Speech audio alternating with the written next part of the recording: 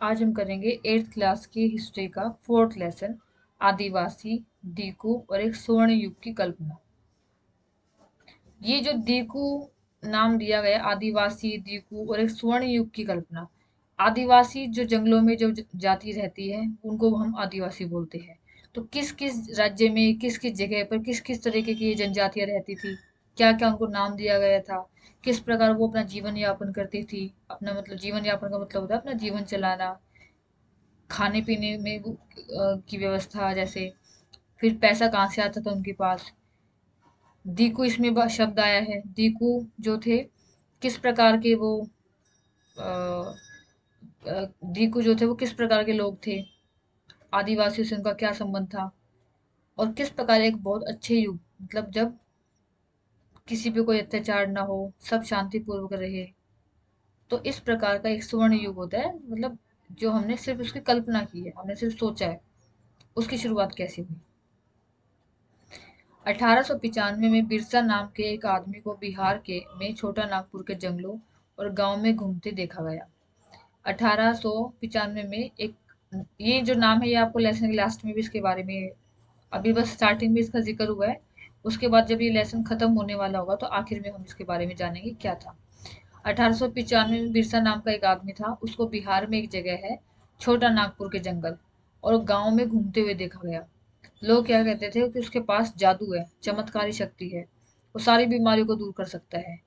अनाज का छोटा सा ढेर है, उसको बहुत ज्यादा कर सकता है। मतलब वो जादुई आदमी है कि वो जो, जैसे होता है ना अलाउद्दीन का चिराग, या जो आ, हमने टेलीविजन में, हम टीवी में भी देखते हैं कि चुटकी बजाई और छोटी चीज को बड़ा कर दिया, या जो मन में इच्छा हुई वो चीज हमारे सामने आ जाए। तो ऐसे उसको जादू के रूप में देखते थे कि ये जो चाहता है वो कर सकता है। इसने खुद, किसने, बिरसा ने खुद ये ऐलान कर दिया था कि मुझे तो भगवान ने भेजा है। दीकू कौन थे? इसमें जो शब्द आया दीकू, ये बाहर के लोग थे। ये जो दीकू थे ये बाहरी लोग थे, और ये अत्याचार करते थे, लोगों पे गुलाम बना के रखते थे। तो इसने कहा था कि मैं इनसे मुक्ति दिलवाऊंगा। तो सब लोगों ने क्या सोचा, भाई ये तो भगवान है, ये तो हमारे जितने भी कष्ट है, जितने भी संकट है, और जो लोग हमारे ऊपर अत्याचार करते हैं, तो हमसे मुक्ति तो यही दिला सकता है। तो लोग, बहुत सारे लोग इसके, इनको अनुसरण करने लगे, मतलब इनकी बातों को मानने लगे। अब ये था कौन? इसका परिवार एक मुंडा परिवार में हुआ था। मुंडा एक क्या है? मुंडा एक जनजाति है, जहां से इसका संबंध था। और ये जनजाति रहती कहाँ पे थी? छोटा नागपुर, बिहार में। बिरसा के जो समर्थक थे, जो बिरसा की बातों को मानते थे, उनका समर्थन करते थे, उसमें और कौन से थे? मुंडा तो ये मुंडा जनजाति जो है ये उसी का, ये जो बिरसा है ये मुंडा जनजाति का था। और इसका समर्थन करने वालों में कौन थे? संथाल, ये भी जनजातीय है, उराव, ये लोग भी इसका समर्थन करते थे। जनजातीय समूह किस तरह जीते थे? जो जनजातीय जंगलों में रहती थी वो कैसे जीते थे, किस प्रकार अपने जीने की व्यवस्था करते थे?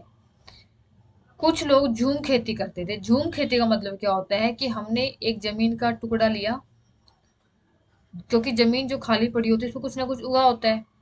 तो उस जमीन को क्या किया, उसको साफ कर लिया। जैसे उस पे जो उगा उसको जला दिया, काट लिया, जमीन प्लेन कर ली, उसको खेती लायक बना लिया, उस पे खेती करी। फिर उस पे एक दो बार खेती करने के बाद इस जगह को छोड़कर दूसरी जगह चले गए, वहां पे जमीन साफ की, ऐसे ही जमीन को प्लेन कर लिया साफ करके, फिर वहां खेती करने लगे। तो इसको कहते हैं झूम खेती। तो जनजातियां जो थी वो कैसे रहती थी? एक तो वो झूम खेती करती थी, मतलब उनका कोई रहने का फिक्स ठिकाना नहीं था। जैसे आज के समय में क्या है, हमारे घर है, हमारी एक स्थायी जगह है। पहले क्या होता था, पहले कोई उनका रहने का कोई स्थायी जगह नहीं होती थी। आज यहाँ कल वहां, आज यहाँ खेती की, ये जमीन साफ की, कल कहीं और जाके करने लगे। और इस झूम खेती को ही घुमंतू खेती कहा जाता था। घुमंतू खेती क्यों कहा गया? क्योंकि ये घूमते रहते थे, एक जगह साफ की, वहां खेती की, फिर दूसरी जगह साफ की, वहां चले गए। तो इसको घुमंती खेती कहा जाता था। और ये अभी जो मैंने आपको बताया, इसमें वही बताया, इस तरह की खेती अधिकांशतः जंगलों में छोटे छोटे भूखंडों पर की जाती थी। भूखंड होता है जमीन के छोटे छोटे टुकड़ों पर की जाती थी। ये लोग क्या करते थे, जमीन तक धूप लाने के लिए, कि जमीन तक धूप पहुंचे, तो पेड़ों के ऊपरी हिस्सों को काट देते थे, और उसके बाद जो उगी हुई घास फूस थी जो बेकार की, उसको जला देते थे। जो राख होती थी ना जलाने के बाद, वो राख काफी अ, जमीन के लिए काफी अच्छी होती है, उसमें पोटाश होता है, तो उस जो राख थी उसको पूरी जमीन पे फैला देते थे। इससे क्या होती थी, जो मिट्टी होती थी वो उपजाऊ हो जाती थी।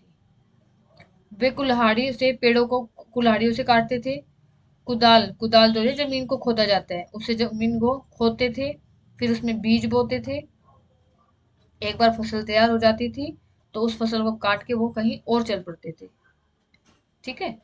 इसमें क्वेश्चन हमारा आता है कई बार, झूम खेती किसे कहा जाता है? तो ये पूरा पैराग्राफ आपको उसमें लिखना होगा। झूम खेती का मतलब क्या, दोबारा बता देती हूँ।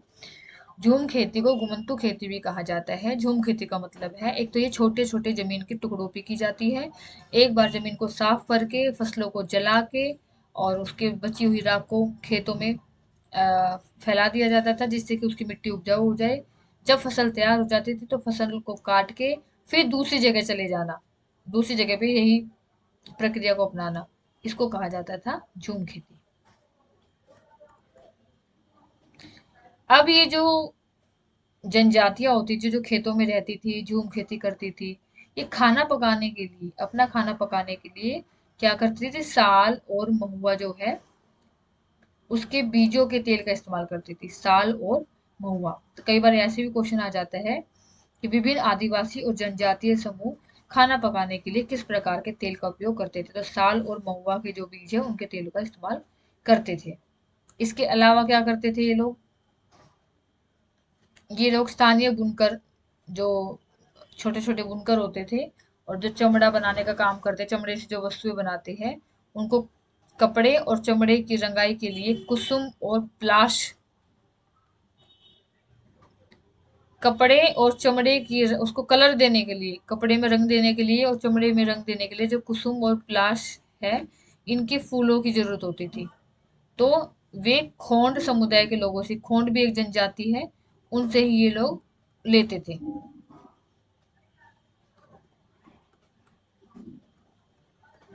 तो हमने इसमें क्या देखा, पहले बिरसा के बारे में पढ़ा, मुंडा जनजाति का था ये। उसके बाद हमने देखा झूम खेती,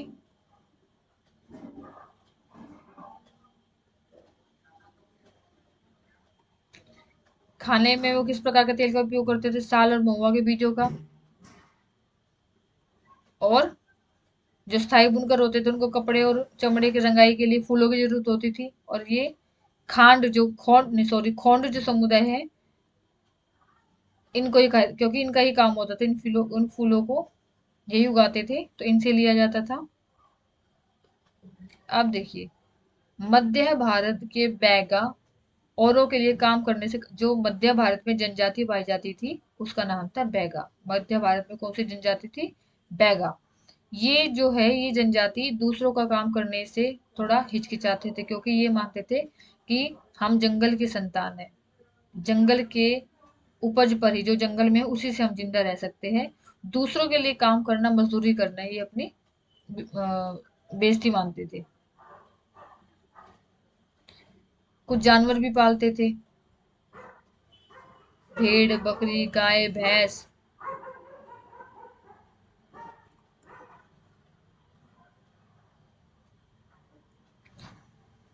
ब्रिटिश मानव विज्ञानी वेरियर एल्विन, इन्होंने क्या किया था, 1930 से 40 के दशकों में कई साल तक मध्य भारत के बैगा, जो मध्य भारत में बैगा जनजाति पाई जाती है और खोंड जो जनजाति पाई जाती है, वहां उन्होंने, उनके बीच में वो रहे, उन्होंने देखा कि किस प्रकार ये जनजाति कितने कष्टों को बर्दाश्त करके हुए किस प्रकार ये अपना जीवन व्यतीत करती है, और उनके बारे में लिखा। छोटे छोटे काम करते, खेतों में फसलें उगाना, फूल उगाना, जैसे भी बताया कि जो रंगाई के लिए यूज किए जाते थे। पूरा पूरा दिन ये खेतों में काम करते थे, जानवरों को पालते थे, लकड़ी वहां से ढोते थे, खेतों से ढोते थे। तो इनका जीवन कुल मिला के बहुत कष्टकारी था। कुछ लोग एक जगह खेती करते थे। अभी झूम खेती में तो क्या था कि कोई एक जगह नहीं रहता था, ये जगह बदलते रहते थे। उसके अलावा कुछ लोग क्या करते थे, एक जगह भी खेती करते थे। जैसे 19वीं सदी से पहले ही बहुत सारे जनजातीय कबीले एक जगह टिक कर खेती करने, अब धीरे धीरे, पहले लोग जगह बदलते थे, धीरे धीरे कुछ लोगों ने एक ही जगह पर रह के खेती करना शुरू किया। वे हलों का इस्तेमाल करते थे, उन्होंने हलों का इस्तेमाल किया। धीरे धीरे उनकी खुद की जमीन, जैसे पहले किसी की कोई जमीन नहीं होती थी, सबका सब साझा होता था, कोई कहीं पर भी अधिकार कर ले, कहीं पर भी फसल को सॉरी जमीन को साफ करके खेती कर ले। किसी का ऐसा नहीं था कि ये जमीन उसकी है या उसकी है, ऐसा कुछ नहीं होता था। अब धीरे धीरे लोगों ने धीरे धीरे जमीनों पे अपना अधिकार कायम कर लिया, एक जगह रहना शुरू किया, एक ही जगह रह के खेती करनी शुरू की, और जमीन पर हक शुरू हुआ। जो ब्रिटिश ऑफिसर थे उनको गोंड और जो संथाल, जो एक ही जगह रह के काम, मतलब ये क्या करते थे, इनकी एक फिक्स ठिकाना होता था, एक जगह होती थी रहने की, जगह नहीं बदलते थे बार बार। तो जो ब्रिटिश अफसर थे उनको ये सबसे सही लगते थे, वो उनको सबसे सही सभ्य मानते थे। अब आता है औपनिवेशिक शासन से आदिवासियों के जीवन पर क्या असर पड़े। औपनिवेशिक शासन मतलब होता है जैसे हमारे देश पर अंग्रेजों ने कब्जा किया था, तो हमारे लिए क्या होता था, ब्रिटेन भारत के बारे में औपनिवेशिक शासन था। तो ऐसे ही जब किसी पर कोई शासन, कोई अपना, जब कोई किसी को अपना गुलाम बना ले और किसी पर अपना कब्जा कर ले तो उसको औपनिवेशिक शासन बोलते हैं। अब आदिवासियों का क्या हाल हुआ। अंग्रेजों के आने से पहले बहुत सारे इलाकों में आदिवासियों के मुखियाओं का महत्वपूर्ण स्थान होता था, उनके पास औरों से ज्यादा आर्थिक ताकत होती थी और वे अपने इलाका पर नियंत्रण रखते थे।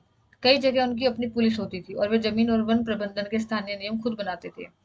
ब्रिटिश शासन के तहत आदिवासी मुखियाओं के कामकाज और अधिकार काफी बदल गए। उन्हें कई कई गांवों पर जमीन का मालिकाना तो मिला, लेकिन उनकी शासकीय शक्ति छिन गई। उन्हें ब्रिटिश अधिकारियों द्वारा बनाए गए नियमों को मानने के लिए बाध्य किया गया। उन्हें अंग्रेजों को नजराना देना पड़ता था और अंग्रेजों के प्रतिनिधि की हैसियत से उन्हें अपने समूह को अनुशासन में रखना होता था। उनके पास जो ताकत थी वह अब नहीं रही। अब क्या हुआ, पहले गांव में क्या होता था, गांव में कुछ लोग गांव के हेड होते थे, वही कानून बनाते थे, उनकी बात को लोग मानते थे। अब धीरे धीरे जब अंग्रेजों का शासन आ गया तो उनसे सत्ता छीन ली। अब ये जो गांव के मुखिया थे ये किसके अनुसार काम करते थे, अंग्रेजों के अनुसार। तो कुल मिला के अब इनकी ताकत कम हो गई।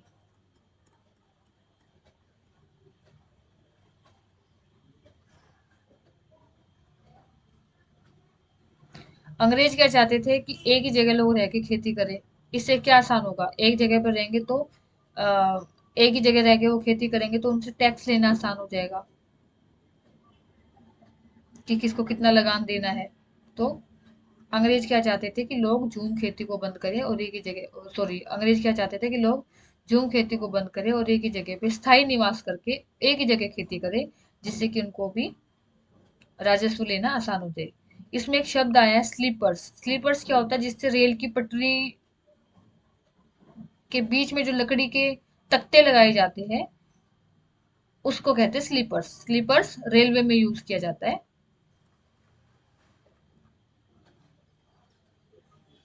अब क्या हुआ, धीरे धीरे अब अंग्रेजों का शासन आ गया तो लोगों ने क्या किया, आदिवासी जो समूह थे, क्योंकि उनसे पहले वो अपना जहां मन किया वहां उन्होंने खेती कर ली, पूरे जंगल में वो घूमते थे, अपने पशुओं को चराते थे। अब उन पे हर तरीके से प्रतिबंध लगा दिया। तो उन्होंने क्या किया, औपनिवेशिक और बहुत सारे कानून बना दिए कि बहुत सारे कानून किस लिए बनाए कि जंगलों में बहुत सारे वनों को आरक्षित वन कर दिया कि उनको बिना सरकार की परमिशन के नहीं काटा जाएगा। जैसे पहले तो लोग जो मन किया उस पेड़ को काटा, उस लकड़ी को यूज कर लेते थे, अब पाबंदी लगा दी। तो बहुत सारे आदिवासियों ने इसका विरोध किया, जो वन से संबंधित कानून बने थे उनका विरोध किया और उन कानूनों को मानने से भी इनकार कर दिया। लोगों ने विद्रोह किया। इसमें देखिए 1906 में जो सोंगम संगमा द्वारा विद्रोह किया गया था वो असम में हुआ था, और ऐसा ही एक विद्रोह हुआ था 1903 में। तो वन सत्याग्रह जो थे वो कब कब हुए, 1906 और 1930 में।